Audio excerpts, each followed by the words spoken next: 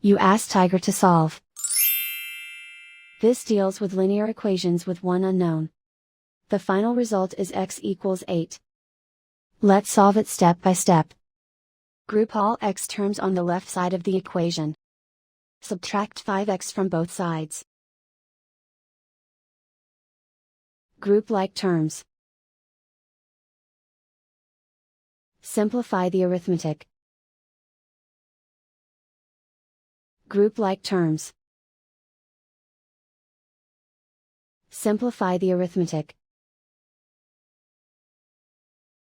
Group all constants on the right side of the equation. Add 16 to both sides. Simplify the arithmetic.